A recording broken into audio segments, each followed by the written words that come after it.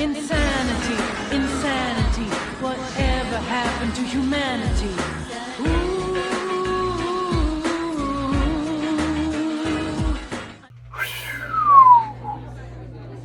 Man, I don't know how many views I'm going to get on this review. I don't know. And it's weird because I'm thinking I might not get a lot of hits, but it's those videos I don't think that's going to hit that end up hitting. It's like walking away from a slot machine and you just get a jackpot.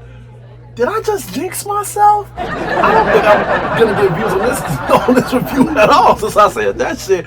But I like to bait myself. If I was wrong, then at least I was prepared for it so it don't hurt that much. But if I was right, then I predicted it all along. So just like what Dr. Robotnik said, I was right either way. Banishers, we're talking about Banishers. Banishers Ghost of New Eden is an action role-playing game, third person. And it's a pretty damn good game that's been made by Focus Entertainment.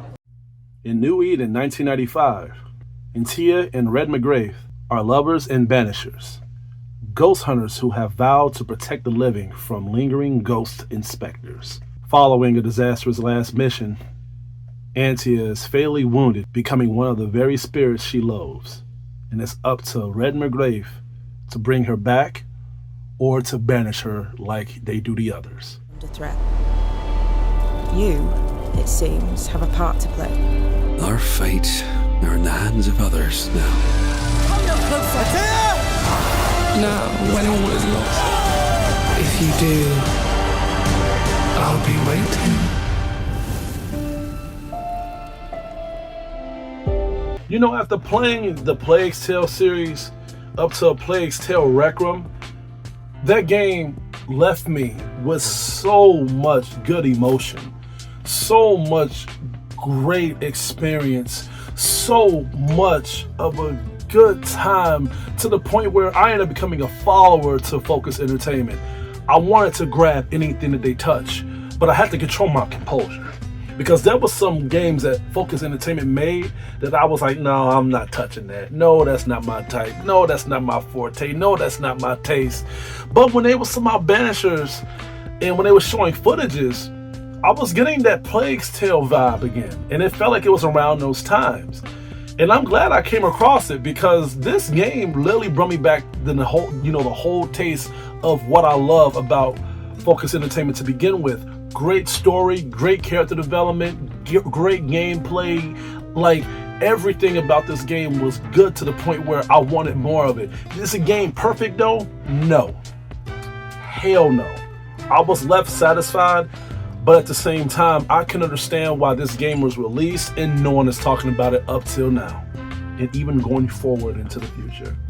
And trust me, it's still gonna look dim. That's why I'm thinking that this game review is not gonna look too good when it comes to the views. I'm only doing this review because I love seeing myself on camera. The game starts off at a very fair pace, and they've done that not just so you can progress in the story, but just by you seeing how the Banishers work, by you seeing how they operate, how they come across the spirits, and how they condemn them or how they let them go into the spirits of the dead. And we are shown this by two characters, Red McGrath and Antia. What the hell? I said Auntie. Antia. They're both husband and wife. A very, very great couple in my opinion. So great to the point where they don't shy away when it comes to their love material, because when the game starts, she is already on top of her lover, showing the audience how much she loves him dearly. If I made a game with my girlfriend, I don't think she would mind if we made a scene like that as well. Are we in New England? Let me stop. No, but my point is that they have done the pacing well in the beginning half of the game by you showing us how these Banishers work, how they communicate with certain people, especially certain side characters that give us side missions if they was being tormented by their loved ones or just friends in general, that they just can't let go, and they would feel like there was something going on with the house or something going on in the environment that could reflect in it with their loved one that may have been killed. And some of their loved ones may hold a grudge, or some may not just feel comfortable by them dying, and they just can't let go of the living, so they just cling on to the people that they love the most. And it makes me wonder, like, by me playing a game like this, is that what really goes on in today's society? When spirits are left the earth, when they have left the earth, do they move on, or do they just cling on to the living so they can condemn them, or so they can watch over them, which means giving them good luck or giving them bad luck, depends on how they're watching over their shoulders. You are shown so much of this, and it gives you so many questions of the living, the dead, the ghosts, the evil spirits, and the demons, or just the evil spirits that conjures up the living by giving us certain objects that moves on its own, or certain dead creatures that just be condemned by evil spirits as well. And I like that, because by you giving us enemies or just other sides of life, not only that you give us certain reasons of why they're doing, but you're giving us attachment of how they're doing it. And I'm just giving y'all more indication of why I just love Focus Entertainment so much. When we explain all this, this is when we show more emotion towards Red McGrafe and Antia. And their chemistry is great. Their chemistry is very well intact, and above all, very believable. Don't get it twisted. This couple do love each other, but that doesn't mean that they don't have no arguments, no disagreements, no debates, no ups and downs, no issues. These characters are very lifelike. There are times where they do have to have like a confrontation with their own differences, especially when they're questioning each other of who they should banish, who they should let go, who they should punish when it comes to them going into a confrontation of them doing these missions. This person has tormented this person all their lives, and it caused them to go chronologically insane. What should I do? And by you having these choices, they want you to decide of what you should do with these spirits. And trust me, some of these spirits you do not want to banish. You do not want to torment them, because you understand why they did what they did. And some of the choices you make, Antia will question you on why you are doing these things. Like, you know what, I wouldn't have done what you have done. And sometimes her reasons will be understandable. Same thing with Red McGrave. Red McGrave will literally tell Antia, listen, everybody makes mistakes. Not every person is perfect. So we cannot make a choice by us deciding to play God.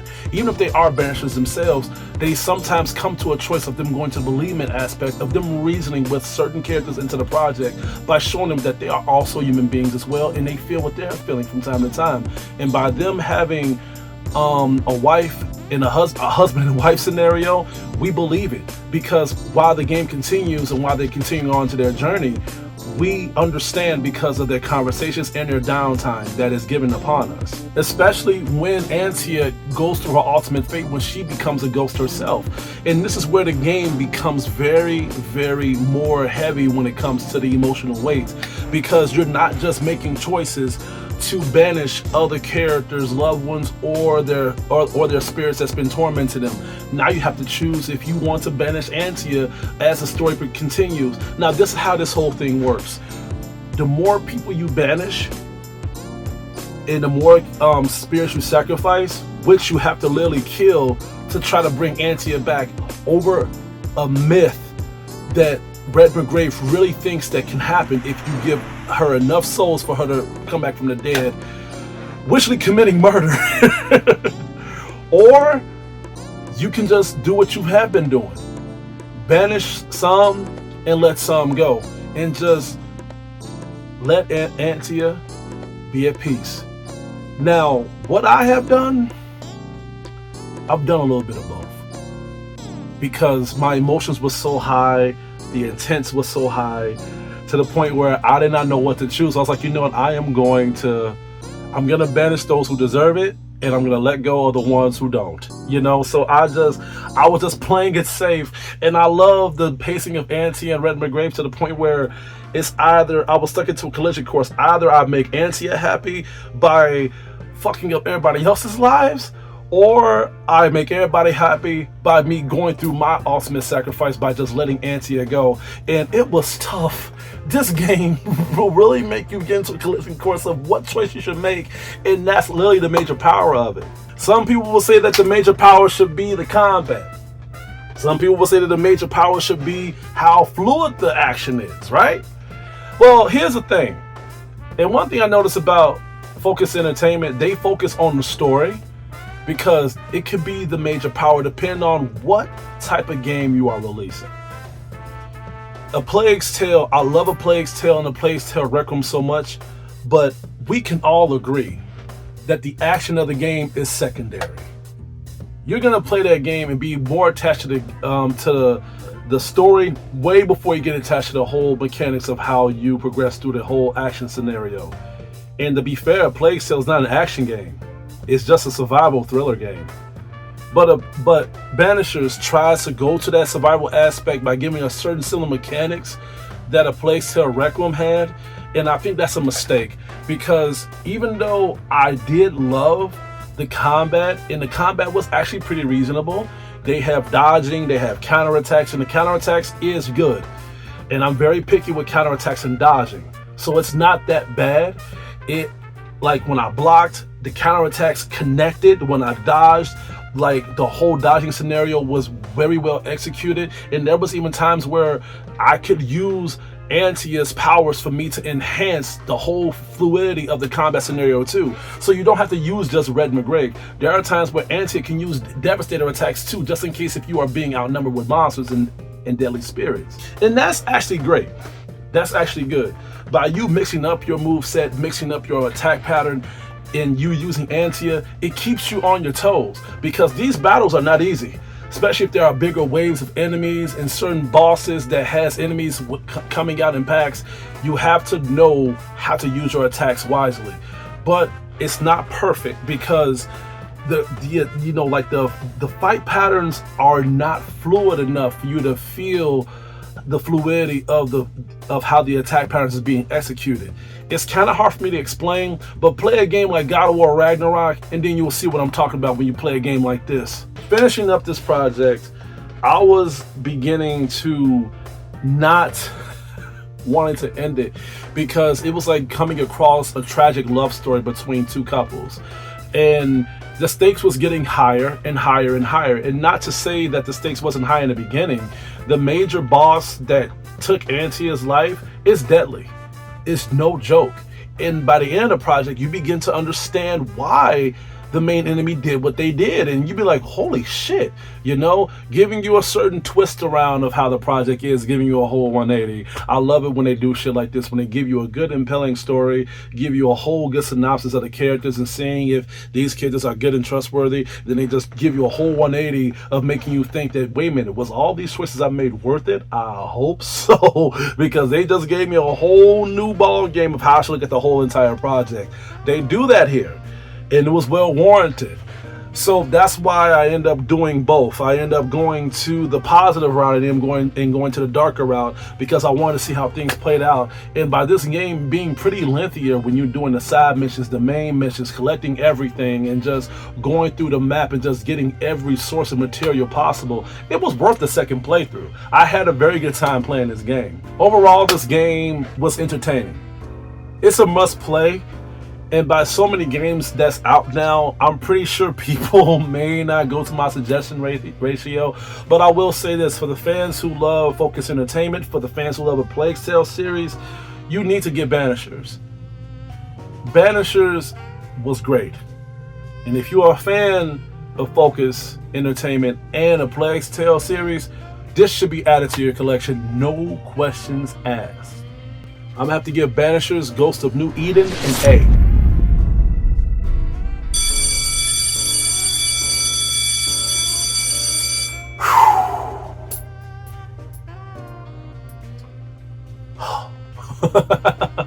Feel like I said a mouthful. But anyway, guys, that's all I have to say for today.